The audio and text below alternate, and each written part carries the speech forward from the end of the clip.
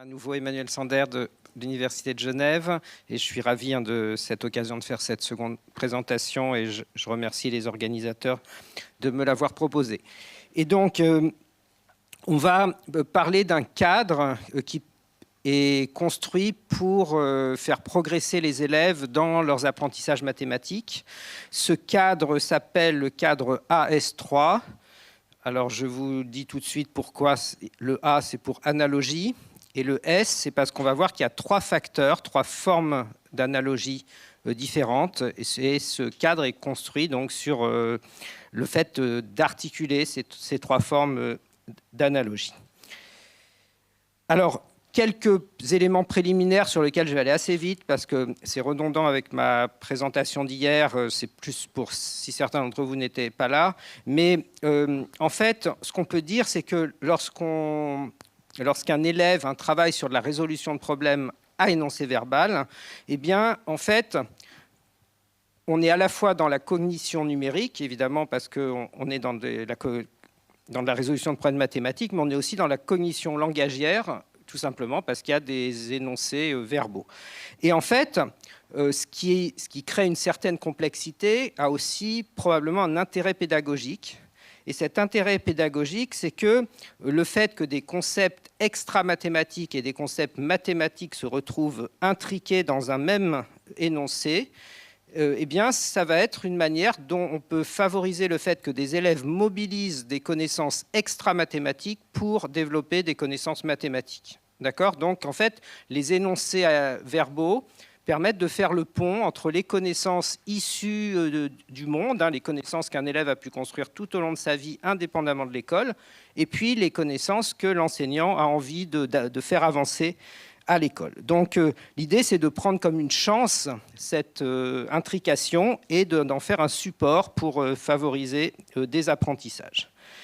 Et donc, il y a cette idée qui termine la diapo de la résolution de problèmes qui serait en appui du sens des opérations, mais vraiment en mobilisant ces relations qui existent entre connaissances extra-mathématiques et connaissances mathématiques. Alors, je vais encore aller vraiment là très vite, simplement pour rappeler.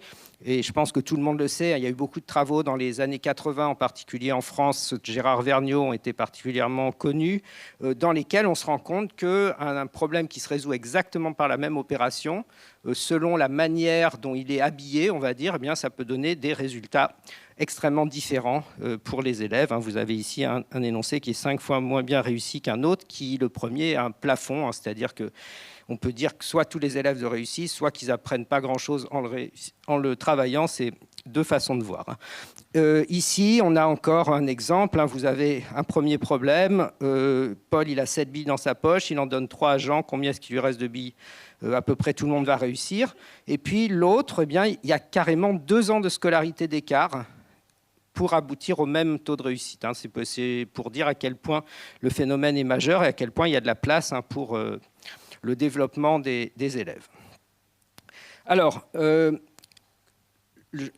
y a la question des analogies. Alors, la question des analogies, le format de la présentation ne me permet pas d'aller très très loin sur la question des analogies, mais elle est quand même importante parce qu'elle est en arrière-plan de ce cadre. C'est qu'en fait, il y a l'idée que lorsque l'élève est dans la résolution d'un énoncé de problème, eh bien, il va mobiliser des connaissances antérieures et donc il va établir un certain nombre d'analogies entre des connaissances préalables. Alors ça peut être d'autres problèmes qu'il a déjà rencontrés dans sa scolarité. Ça peut être aussi des concepts qu'il a identifiés, qu'il associe par exemple aux notions mathématiques qui sont travaillées. Alors on va le voir, ces 3 formes d'analogie, je vais être un peu plus précis dans quelques instants. Mais en tout cas, c'est l'idée que lorsque on va introduire une situation dans le cadre scolaire, l'élève ne part absolument pas de rien. Il part de tout un système interprétatif et en particulier, il s'appuie sur le connu pour faire face à la nouveauté en mobilisant des analogies. Une autre facette de cette idée, c'est que c'est aussi en s'appuyant sur des analogies qu'on va pouvoir le faire progresser. Et de ce fait, je reviens un petit peu sur la présentation d'hier pour ceux qui étaient là, il y avait l'idée de comparer des situations intuitives et des situations contre-intuitives, autrement dit de susciter des analogies entre deux situations que probablement l'élève n'aurait pas fait spontanément si on ne l'accompagnait pas pour le faire. Et donc ce cadre, il fait appel à 3 formes d'analogie intuitive. Les analogies qui sont appelées de substitution, les analogies de scénario et les analogies de simulation. Alors, ce qu'elles ont de caractéristiques, je vais revenir précisément sur chacune d'entre elles, mais l'idée de substitution, c'est qu'en fait, il y a des analogies qui viennent de la vie quotidienne qui vont se substituer aux notions scolaires. D'accord ? Donc c'est pour ça qu'on utilise le terme de substitution. Il y a aussi la question des scénarios.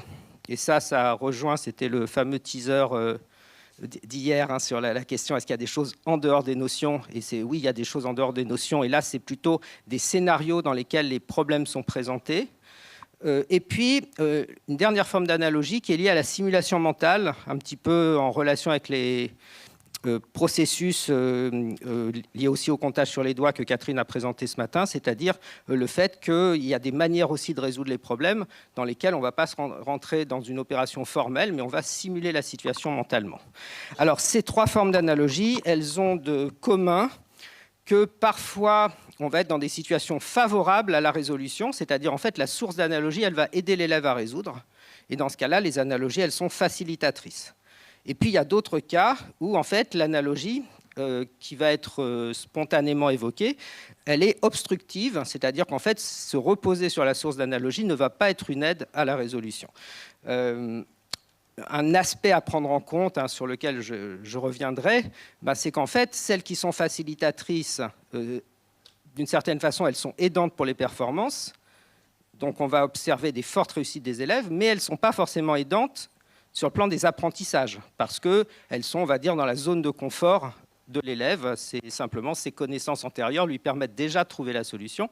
Celles qui vont être pédagogiquement plus intéressantes, ce sont les autres, parce qu'elles vont obliger l'élève à remettre en cause son analogie initiale et à cheminer vers certains apprentissages. Alors, ce cadre AS3, on peut s'en servir pour plusieurs choses. Je ne pourrais pas vraiment développer tout aujourd'hui, mais c'est pour donner un petit peu une idée. Ça peut aider déjà à se prononcer sur la difficulté de résolution d'un problème. C'est-à-dire si on est un enseignant, on regarde un énoncé, puis on se dit il va être difficile ou pas. Pourquoi ? Parce qu'on peut regarder quelle case, entre guillemets, il coche sur les 3 formes d'analogie. Est-ce que sur le point de vue de l'analogie de substitution, de scénario, de simulation, c'est facilitateur ou au contraire, est-ce que l'analogie est obstructrice ? Un autre intérêt, c'est de permettre de distinguer les cas que parfois on appelle d'expertise apparente avec les cas de compréhension plus profonde des notions. Parce qu'en fait, quand vous avez un problème pour lequel les 3 formes d'analogie sont favorables, eh bien, vous allez avoir un très fort taux de réussite, mais il sera très peu indicateur de l'expertise des élèves. Parce que, à partir du moment où vous introduisez une discordance, qu'une des analogies 16 est favorable, l'élève peut se retrouver en situation d'échec.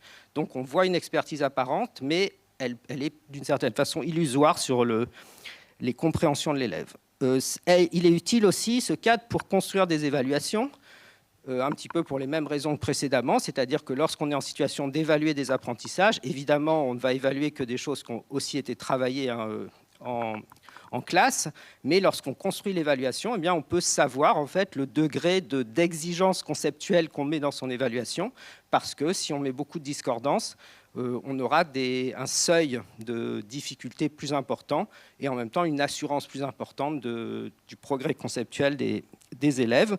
Et puis, ce sur quoi j'essaierai de développer, ça sera la question aussi de progression d'apprentissage, bien sûr, parce que le principe, c'est qu'on peut s'appuyer sur différents énoncés avec des concordances ou des discordances plus ou moins importantes pour construire des progressions pédagogiques. Alors, je vais me concentrer ici sur cette idée de s'appuyer sur ce cadre pour développer le sens des 4 opérations avec l'idée aussi de la capacité de modélisation des élèves qu'on a un petit peu évoqué hier. Et l'idée, c'est de construire des situations où on va de manière pas forcément systématique, mais de manière en tout cas contrôlée, mettre l'élève en situation de faire appel à des problèmes discordants par rapport à leur conception intuitive, et puis en même temps en accompagnant les apprentissages avec des outils de modélisation et puis des possibilités de recodage, autrement dit, d'aborder des problèmes d'abord contre-intuitifs, mais en s'appuyant sur des problèmes que l'élève sait résoudre. Alors, j'en arrive à ces 3 formes d'analogie, et on commence par les analogies donc, de substitution. Et comme je le disais, qu'est-ce que c'est qu'une analogie de substitution? C'est lorsqu'une notion mathématique est perçue par analogie avec une connaissance familière issue de la vie quotidienne. D'accord? Donc, le mot-clé, c'est vraiment que, d'une certaine façon, on a l'impression qu'on est en train de parler de la notion mathématique, mais il y a une notion familière qui s'y substitue, et cette notion familière, elle est associée à la notion mathématique. Alors, heureusement, hein, toute l'idée, c'est que ça ne soit pas figé, et que cette substitution, ensuite, elle puisse donner lieu à un accompagnement de l'élève vers un développement de sa conception de la notion. Associé à l'idée d'analogie de substitution, il y a l'idée de domaine de validité. Autrement dit, les analogies de substitution, elles vont permettre de résoudre tout un ensemble d'exercices, mais elles vont être limitantes pour tout un autre ensemble d'exercices. J'avais montré cette diapo qui permet un peu de figurer spatialement à cette idée, qu'il y a un domaine de validité et qu'à l'intérieur du domaine de validité, l'analogie est aidante et à l'extérieur, elle est obstructive. Alors, des exemples, il y en a énormément. On va juste en prendre un, on va se concentrer sur la soustraction. Hier, j'avais parlé de multiplication, mais si on avait plus de temps, ça serait vraiment intéressant de les aborder toutes. Alors, si on prend tout simplement, on se demande, inventer un problème de soustraction dont la solution est 8 moins 3 égale 5. Et si jamais, je vous invite à le faire dans votre tête, et à prendre vraiment le premier problème qui vous vient à l'esprit, d'autant que vous êtes une population beaucoup biaisée, donc il faut vraiment prendre le premier problème qui vous vient à l'esprit. Mais si vous prenez ce premier problème, est-ce que tout le monde l'a fait? Oui, vous l'avez? Très bien. Alors, il y a une certaine chance, hein, même une forte chance, que votre problème, il débute par probablement un individu qui a une certaine quantité de quelque chose. Alors, ça peut varier, ça peut être des bonbons, des pommes, plein de choses, des gâteaux, mais on a un individu qui a une quantité de quelque chose, et puis ensuite, il y a un événement qui survient, et cet événement qui survient, il peut perdre une partie de ce qu'il avait, il peut les donner à quelqu'un, il peut les manger. Je ne sais pas si j'ai épuisé une partie des idées. Et on connaît encore cette deuxième quantité. D'accord? Donc, il y a un événement qui survient, et puis on enlève une partie. Et de façon presque systématique, la question qui vient, c'est combien il reste. D'accord? On peut le formuler différemment, mais on s'interroge sur la partie restante. Alors, je ne sais pas qui n'était pas dans cette situation. D'accord? Vous voyez, on a fait vraiment des expériences très contrôlées. On a rapidement 95%. Alors, c'est intéressant, c'est que c'est très stable. C'est-à-dire que si on le fait en école primaire et qu'on va au collège, au lycée, chez des étudiants à l'université, chez des enseignants en mathématiques, etc., c'est un phénomène très, très stable parce qu'il est lié justement à ces questions de sources d'analogie. Et donc, typiquement, voilà, Lou a 8 cartes, elle en perd 3, combien lui en reste-t-il? Et là-dessus, on est en train d'identifier la conception intuitive de la soustraction. Et donc, c'est l'idée que soustraire, c'est perdre, retirer, enlever, hein, il y a plusieurs façons de le voir, et chercher ce qui reste. D'accord? En fait, tout irait très bien si la soustraction, c'était vraiment ça. Mais comme on le sait depuis bien longtemps, les soustractions, ce n'est pas uniquement ça. Et une façon de chercher, d'aller en dehors du domaine de validité de ces analogies de substitution, c'est par exemple d'inventer un problème de soustraction dont la solution est 8 moins 3 égale 5 et dans lequel on ne perd rien, on ne fait que gagner. Alors, lorsqu'on pose cette tâche, assez souvent, même des adultes se retrouvent un peu interloqués. C'est-à-dire que ça prend un certain temps, même si on est parfois assez bien accoutumé. C'est en tout cas généralement moins immédiat. Et puis il y a beaucoup d'adultes qui tout simplement n'y arrivent pas, quand on n'est pas très au fait de ces questions. Et pourtant, si on prend cet énoncé, un loup a 3 cartes, elle en gagne pendant la récréation, maintenant elle en a 8. Combien de cartes a-t-elle gagné? Vous voyez que c'est une situation de soustraction où on n'a rien perdu. Et mis à part le fait qu'elle est hors du domaine de validité de la conception intuitive, c'est une situation tout aussi concrète que l'autre. Ce n'est pas du tout une histoire de familiarité, de concrétude, tout ce qu'on veut. C'est vraiment 2 situations qui ont le même degré de réalisme, de concrétude. Simplement, l'une est dans le champ de validité de la conception intuitive de cette analogie de substitution et l'autre ne l'est pas. Ce cadre, il est assez intéressant si on le compare avec tous les travaux qui sont très bien connus, qui ont été initiés notamment dans le champ de la didactique des mathématiques en France par Gérard Vergniaud, comme je disais. Il y a aussi eu des travaux un peu parallèles aux États-Unis à la même époque et qui sont quand même bien connus, je pense. C'est sur les typologies de problèmes à structure additive, les problèmes qui peuvent se résoudre par une opération d'addition ou de soustraction. Alors ici, sur cet exemple, il y a 11 problèmes de soustraction. Il y en a les d'autres sont les problèmes d'addition. On en a quelques extraits sur la diapo. Mais ce qui est surtout flagrant, c'est que sur ces 11 types de problèmes, il y en a un seul qui correspond à la conception intuitive.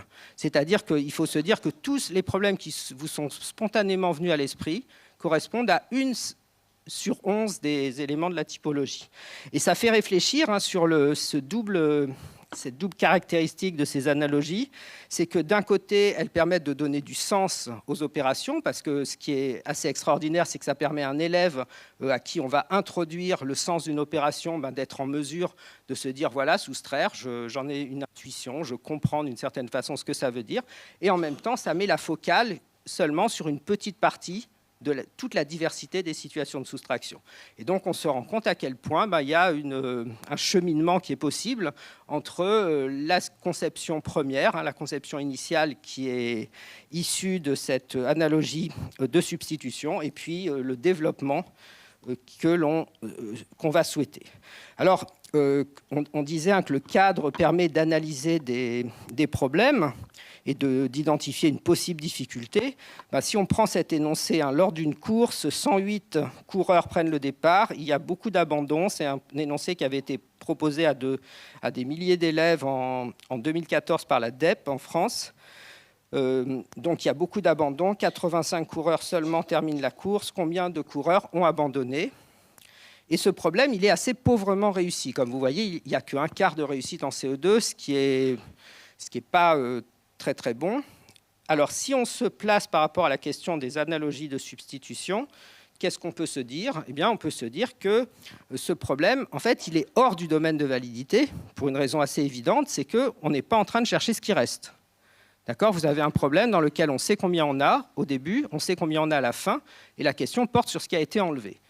Et ça, c'est hors du domaine de validité. Probablement, personne d'entre vous n'avait pensé spontanément un problème comme celui-là. Vous me dites si je me trompe. Et donc, on se retrouve à pouvoir identifier. Pourtant, on pourrait se dire, bon, ça parle d'abandon, ça va être une soustraction, mais ce n'est pas aussi simple que ça, comme vous le voyez, parce que donc, on connaît la valeur de départ, on connaît le reste, mais on cherche ce qui a été enlevé. Comme piste d'intervention, dans laquelle je reviendrai dans quelques minutes, eh bien, on peut dire qu'il y a au moins 2 leviers d'action. Un des leviers d'action, c'est d'accompagner l'élève dans son évolution, de comprendre ce que c'est une soustraction. Par exemple, en ayant l'idée d'écart plutôt que l'idée de reste aussi. Et une autre façon de faire, c'est ce qu'on appelle le recodage, c'est de l'aider aussi à comprendre le problème sous un autre angle. Parce qu'on peut aussi se dire, il y a les 108 coureurs, et puis parmi ces 108 coureurs, il y a une partie qui est arrivée, l'autre partie qui n'est pas arrivée. Et si on commence à le voir comme ça, c'est plus facile de concevoir la soustraction que comme la recherche d'une partie manquante. J'y reviendrai. Alors, ce qu'on a fait pour la soustraction, je pourrais, de façon exactement aussi spectaculaire, exactement aussi claire, c'est vraiment qu'une question de temps, le faire sur l'addition, la multiplication et la division, et on aurait précisément les mêmes phénomènes, d'accord? Et on a des indicateurs empiriques largement aussi clairs sur chacune des 4 opérations. Avec le fait que, donc, comme on l'a vu, soustraire, c'est chercher le résultat d'une perte. Additionner, c'est chercher le résultat d'un ajout. multiplier, c'est chercher le résultat d'une addition itérée, on l'avait évoqué hier, et puis diviser, c'est chercher la valeur de la part dans une situation de partage équitable. Alors, ces cas-là, ce sont les cas qu'on va appeler concordants avec l'analogie de substitution, et ce sont donc tous les cas dans lesquels on a le simple fait de comprendre la situation de cette manière, de comprendre la notion mathématique de cette manière, va conduire à la réussite. Donc ça permet de résoudre tout un ensemble de problèmes. Simplement, ça en laisse un certain nombre dans cet angle mort que j'évoquais dans un instant. Et les autres cas, c'est ceux qu'on va appeler discordants. Les cas discordants, ils sont mathématiquement tout aussi valides que les autres. Bien sûr, chercher le nombre de billes qu'on a gagné, c'est un problème de mathématiques aussi légitime que chercher ce qui reste, mais simplement, ils sont non conformes à la conception intuitive. Ils sont hors de ce domaine de validité. Alors, on pourrait parler aussi de la question de la robustesse de ces conceptions intuitives. Ici, ce sont les résultats d'une simple tâche. C'était lors d'un plan national de formation en 2023 auprès de référents mathématiques de circonscription. Et puis, la simple question qu'on leur a posée, c'est si on vous dit soustraire, à quoi ça vous fait penser? D'accord? Ou si on vous dit additionner, à quoi ça vous fait penser? Si on vous dit multiplier, à quoi ça vous fait penser? Il fallait donner un verbe. Et vous voyez à quel point on retrouve la photographie de ces conceptions intuitives dont on vient de parler. Donc il y a l'idée que enlever, bien sûr, c'était pour soustraire, partager, c'était pour diviser, augmenter, alors je n'ai pas mes lunettes, mais vous voyez un peu les termes autour qui indiquent la multiplication, et puis l'ajout pour l'addition. D'accord? Donc c'est aussi une idée très importante que ces conceptions intuitives ne disparaissent pas avec l'enseignement, elles ne disparaissent même pas avec l'expertise, elles continuent à être influentes. Et donc la question importante, ça va être de comment aider le développement des élèves, comment favoriser les apprentissages tout en prenant acte du fait qu'elles ne disparaissent pas. On se rend compte aussi que de cette manière, ici on a, je ne vais pas détailler parce qu'on a encore pas mal de choses à évoquer, mais ici, vous voyez, pour les 4 opérations, selon qu'on construit des situations concordantes ou discordantes avec la conception intuitive, eh bien, on va avoir des degrés de difficulté, des pourcentages de réussite qui vont varier pour les élèves. Ici, c'est une recherche qu'on a menée avec la DEP en 2022 auprès d'élèves de 6e, et on voit qu'en 6e, y compris sur des simples additions ou soustractions, on a encore des effets. Une autre recherche qu'on a menée qui donne des résultats assez éloquents, c'est que quand on travaille avec soit des enseignants en formation, soit on travaille avec des enseignants en activité, on leur a fait cette tâche toute simple de construire, d'inventer un problème de soustraction, comme on l'a fait ensemble, et puis après on leur a demandé un autre aussi différent que possible que le premier. D'accord? Et ce que vous voyez, c'est que ce qu'on voit donc sur la gauche, on voit en fait que 88%, presque 89% des propositions spontanées sont dans le champ de la conception intuitive, toute opération mathématique confondue.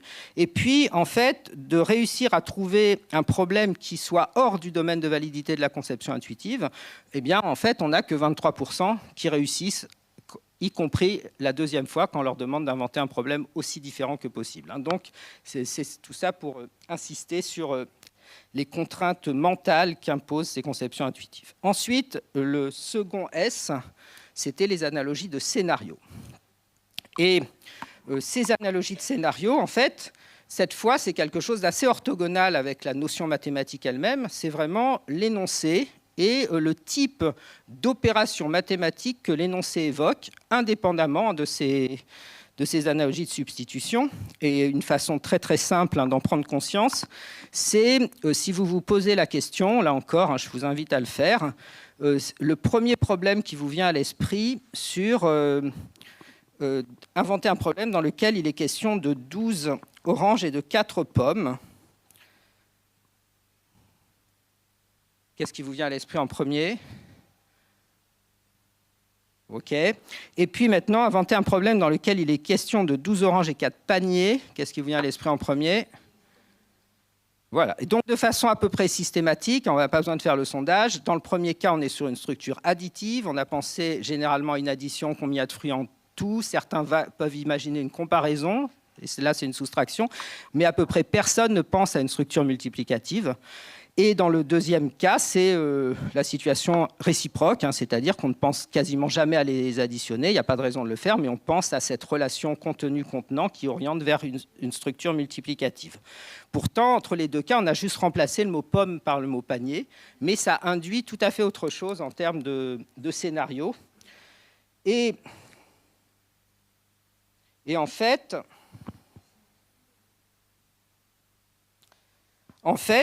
c'est extrêmement légitime lorsqu'on travaille les rapports en fin d'école primaire. On doit être en mesure, les élèves doivent être en mesure de pouvoir se poser la question combien j'ai 2 fois de plus d'oranges que de pommes. C'est une question qui est tout à fait de l'ordre du programme. D'accord ? Et là, on est avec des scénarios qui vont être obstructifs par rapport à ce phénomène.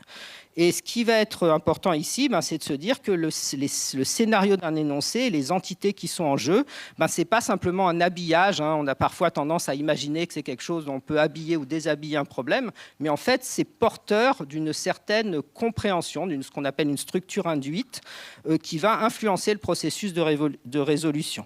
Et on le comprend très bien si on se réfère aux connaissances que l'on a sur le monde. Eh bien, les analogies de scénarios, elles font appel au fait qu'on sait, par exemple, là on a changé de domaine sémantique, mais c'est bien sûr la même idée, que les tulipes et les marguerites, c'est des fleurs, par exemple. Donc on peut facilement penser à additionner des tulipes et des marguerites. Par contre, si on parle de tulipes et de vases, cette fois, on va être dans la relation contenant-contenu.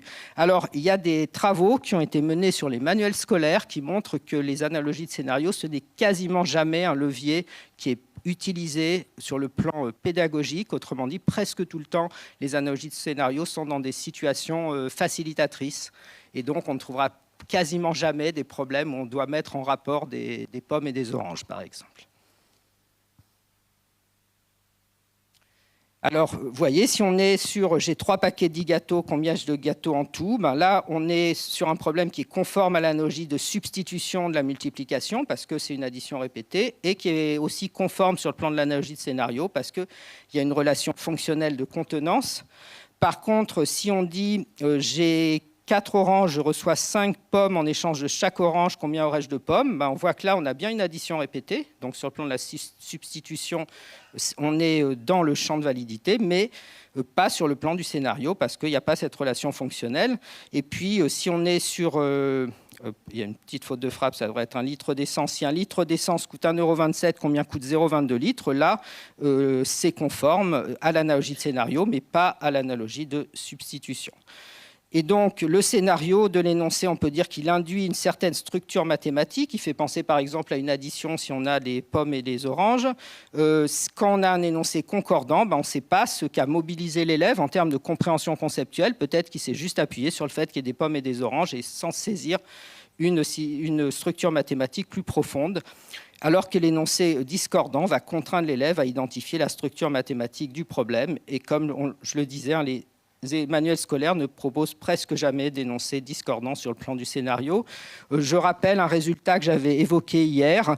Vous voyez ici, si on prend les 2 premiers énoncés, vous avez un cas d'échange et ici un cas de relation fonctionnelle. Et vous voyez la grande différence quand même de performance en CE1. Ensuite, la 3e forme d'analogie, c'est les analogies de simulation. Et là, on est dans l'idée de se représenter mentalement la situation problème. Et puis, en fait, un élève n'est pas obligé de mobiliser une opération mathématique. Il peut aussi tout simplement chercher à comprendre, comme on comprend un texte, et puis simuler mentalement l'action qui est décrite. Et ça, c'est l'exemple qu'on avait évoqué hier avec les adolescents brésiliens qui font du commerce de rue. Si jamais on demande à un groupe d'adolescents quel est le prix de 3 objets à 50 cruzeros, eh bien, il y a beaucoup de réussite, et parce que mentalement, on peut simuler en disant 50 plus 50 plus 50, mais les mêmes personnes, si vous leur demandez quel est le prix de 50 objets à 3 cruzeros, cette fois, l'analogie de simulation devient discordante, d'où l'absence totale de réussite. On se souvient que c'est absolument impossible d'additionner mentalement 50 fois la valeur 3. Aucun d'entre nous ne pourrait le faire. Alors, ces effets d'analogie de simulation, ça donne des résultats assez massifs et on s'est rendu compte que c'est le facteur de difficulté qui est encore plus important que l'appartenance à la typologie de Gérard Vergniaud, par exemple. C'est-à-dire que selon que la simulation elle est favorable ou défavorable, les écarts de difficulté vont être encore plus importants que l'effet de la typologie, ou en tout cas largement comparables. Et ici, on a 4 énoncés. Et sur ces 4 énoncés, en fait, on en a 2 pour lesquels la simulation mentale conduit à la solution et 2 pour lesquels la simulation mentale ne conduit pas à la solution. Alors, je ne sais pas si ça vous saute aux yeux et on n'a peut-être pas vraiment le temps de trop le décrire, mais en fait, ce qui se produit, c'est que, vous voyez, on a 2 problèmes où on a perdu des billes, mais il y a un d'entre eux qui est simulable mentalement et l'autre qui ne l'est pas. Et on voit tout de suite la différence en termes de taux de réussite. Et puis, on a 2 problèmes où on a gagné. Et là aussi, il y en a un qui est bien réussi, parce que l'élève n'identifie pas forcément que c'est une soustraction. Par contre, il réussit très bien à simuler mentalement. Et ça, c'est le cas du premier problème. Si vous avez 27 billes au début et qu'à la fin, vous en avez 31, ben, on peut simuler 28, 29, 30, 31, et ça marche. Alors, ce qui est aussi à noter, c'est que, en fait, la stratégie qui permet de résoudre le premier problème, elle serait efficace pour résoudre le deuxième. D'accord ? Et c'est là qu'il y a un défi d'apprentissage, parce qu'on se rend compte que les élèves, en fait, disposent de la bonne stratégie de résolution, parce qu'ils savent la mettre en œuvre pour le premier problème, mais ils échouent à la mettre en œuvre pour le deuxième. D'où cet enjeu de décontextualiser les situations où les élèves perçoivent que la stratégie est mobilisable. On peut faire la même remarque pour les problèmes 3 et 4. La stratégie qui fonctionne pour le 4, les élèves ne réussissent pas à la mettre en œuvre pour le 3, mais elle marcherait. S'ils pensaient à enlever 4 de 31 pour résoudre le problème 3, les choses iraient très bien. Avec le cadre AS3, on se rend compte qu'on peut, de cette manière, quand je vous disais qu'on peut analyser la difficulté d'énoncer, ici vous avez quelques exemples, on ne va pas corriger, entre guillemets, mais si vous avez un doute, on en reparle. Et de cette manière, on peut construire, vous voyez, différents types d'énoncés. Parce qu'on peut choisir les discordances et puis arriver sur 8 types d'énoncés qui sont ceux qui sont indiqués. Alors, une première question qu'on peut se poser, que l'on s'est posée d'ailleurs, ici on a quelques exemples d'énoncés, on ne va pas rentrer dans le détail, mais où on peut comme cela les identifier sur le plan de la concordance et de la discordance avec les analogies de substitution. Et en fait, une question qui se pose, c'est que font les manuels scolaires ? Parce que les manuels scolaires ne s'appuient pas forcément sur ce cadre, bien sûr, même probablement pas. Et on peut se demander quels sont les choix pédagogiques qui ont été faits et jusqu'où est-ce que la discordance est présente ou au contraire, est-ce qu'elle est plutôt absente ? Et sachant que, comme on l'a vu, lorsque on est en pleine concordance, d'une certaine façon, c'est flatteur sur le plan des performances, mais en revanche, ce n'est pas très porteur sur le plan de l'apprentissage. Et donc, c'est assez clair que travailler des situations discordantes, ça se défend fortement sur le plan pédagogique. Alors ici, je ne viendrai pas trop sur les raisons des choix des manuels scolaires, mais on a fait des choix entre, je dirais, la diffusion du manuel et puis parfois sa présence médiatique ou dans certains débats ou à un moment donné. Et on a de cette façon analysé un peu plus de 3000 énoncés par rapport au cadre AS3.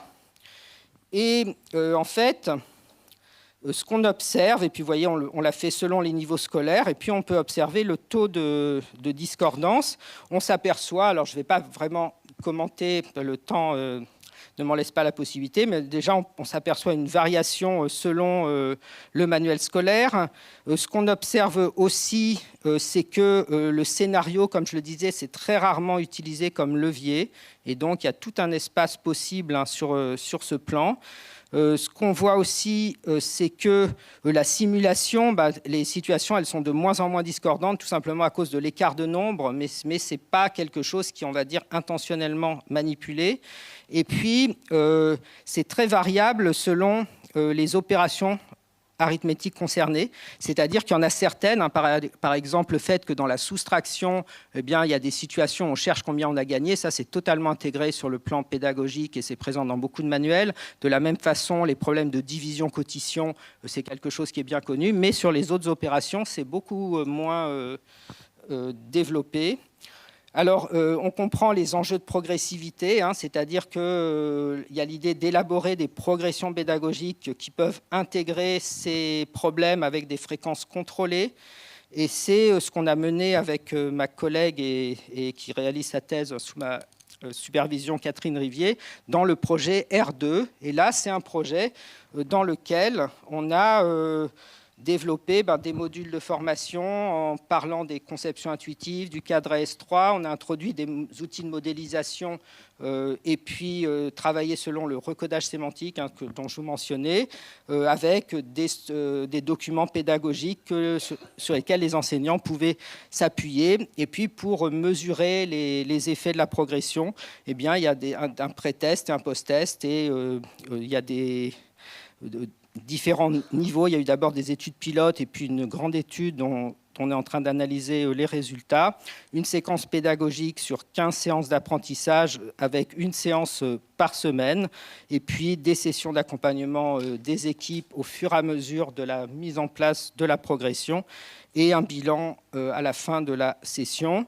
Les outils de modélisation, je les avais évoqués hier, je n'y reviens pas, mais ils commencent à être assez bien connus, mais l'idée de la cardinalité, de l'ordinalité à travers la boîte à nombres et le schéma ligne. Et puis pour le champ multiplicatif, on a privilégié le nombre rectangle qui permet de visualiser la commutativité de la multiplication. On a également des activités de recodage sémantique avec cette idée que, comme on l'a vu pour les pommes et les paniers, on allait chercher à ce que les élèves puissent rapprocher les situations les unes des autres. Vous voyez, typiquement, si j'ai 12 oranges et 4 paniers, je peux me demander combien est-ce que ça fait d'oranges par panier. Et si j'ai 12 oranges et 4 pommes, je pourrais aussi me demander combien est-ce que cela fait d'oranges par pomme. Hein, mathématiquement, c'est archi normal. Et puis, le fait de travailler simultanément avec les élèves ces deux situations, bien sûr, ça aide à cette montée en abstraction qui permet ensuite de comprendre les rapports de situation. De la même façon, on peut aussi travailler la conception des notions, cette fois par rapport à la discordance de substitution. Ce problème-là, c'est un problème où on cherche la valeur de la quantité initiale, sachant ce qu'on a perdu et ce qui reste. C'est un des problèmes les plus difficiles en début d'école primaire. Alors, comment est-ce qu'on peut accompagner les élèves pour ces situations de recodage ? Eh bien, on peut par exemple introduire des billes qui ont des couleurs. Et vous voyez que si Pierre il va à l'école avec des billes bleues et des billes rouges, qu'à la récréation, il perd ses 39 billes rouges, on demande combien il reste de billes bleues. Là, on est plus facilement sur un codage partie-tout, et donc ça aide les élèves à voir qu'on est en train d'additionner deux parties pour chercher le tout, ce qui n'est pas du tout évident avec la première formulation. Et on a des travaux où on montre que le second problème, il va être réussi à peu près par 60% des élèves, là où le premier l'est qu'à 20%, et puis que ça va être du coup un appui possible pour repenser le premier problème.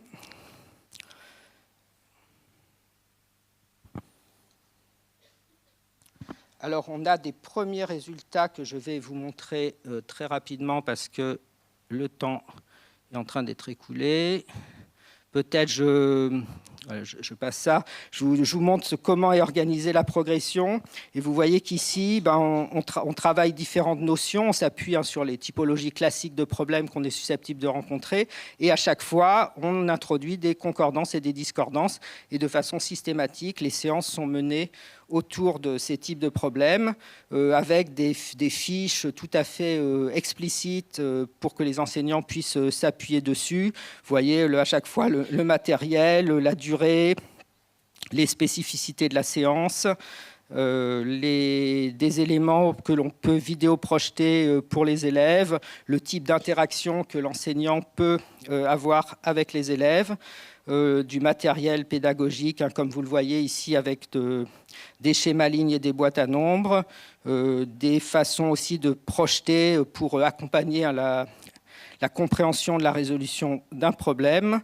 Et puis, alors si on est sur quelques résultats préliminaires, parce qu'on a une grande étude qu'on est en train d'exploiter plus précisément, mais on a déjà des résultats préliminaires intéressants dans lesquels, dans une version préalable de R2 qui était juste sur 10 séances, ben, cette fois, on s'est aperçu en fait qu'en 2 mois de travail, ben, les élèves de CM1 arrivaient au niveau d'élèves de début d'année de CM2. Donc, c'est pas...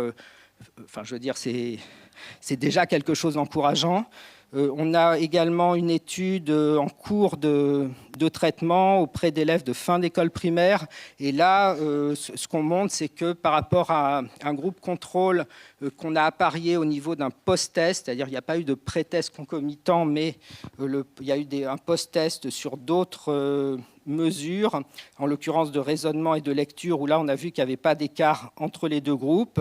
Et ce qu'on a pu montrer, c'est que les élèves du groupe R2 vont obtenir des résultats significativement supérieurs à ceux du pré-test, ce qui est bien le moindre, mais qu'on voulait quand même bien sûr vérifier, qu'ils obtiennent aussi des résultats significativement supérieurs à ceux du groupe contrôle, et puis qu'ils vont s'approcher aussi, voire dépasser, c'est parce que là, cette fois, c'est sur un semestre, des élèves de début de CM2.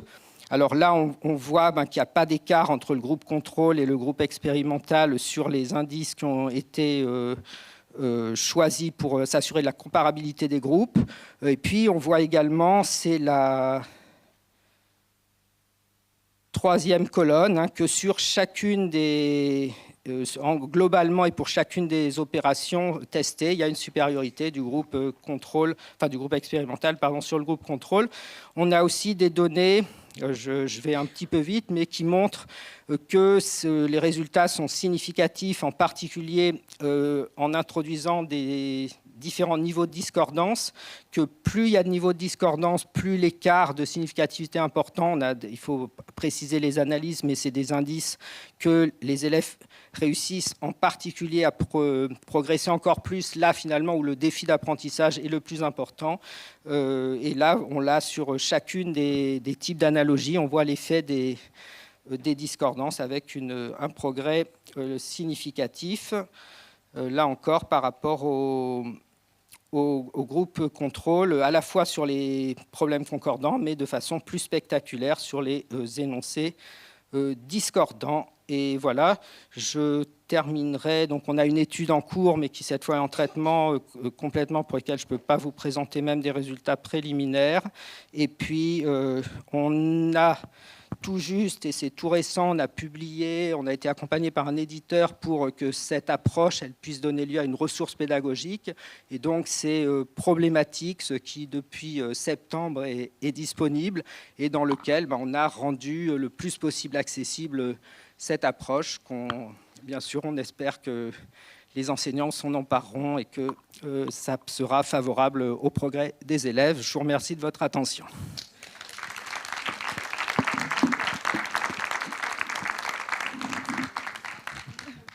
Merci beaucoup, Emmanuel. Alors, je vois debout. Non.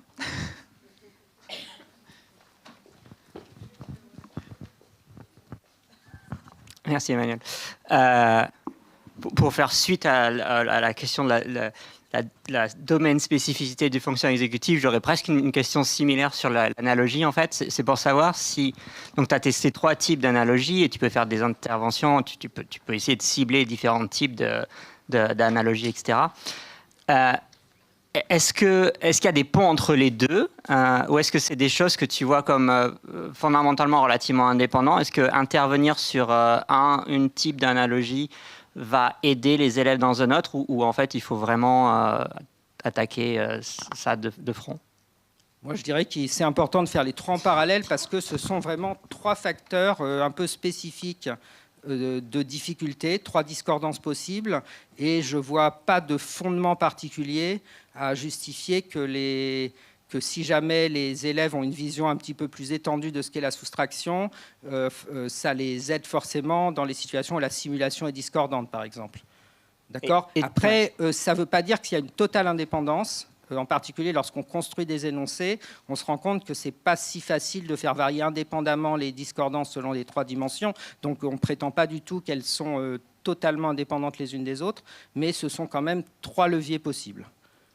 D'accord ? Et mettons même au sein d'une même dimension, travailler sur une opération, est-ce que ça débloquerait, est-ce que en fait, il faut aussi également travailler sur, tu vois ce que je veux dire, dans quelle mesure c'est vraiment quelque chose de...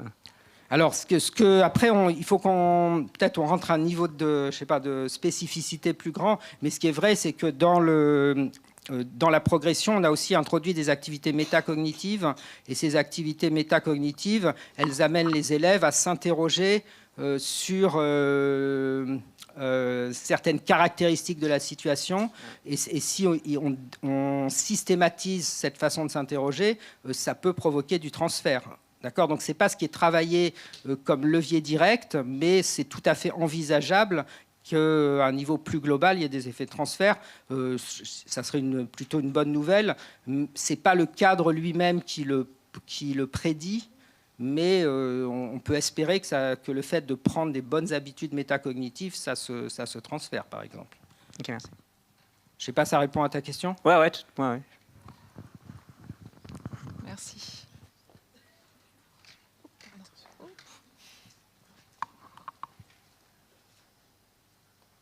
Alors, s'il n'y a pas d'autres questions, je laisse Valérie conclure peut-être. Oui, merci beaucoup Emmanuel, c'était passionnant.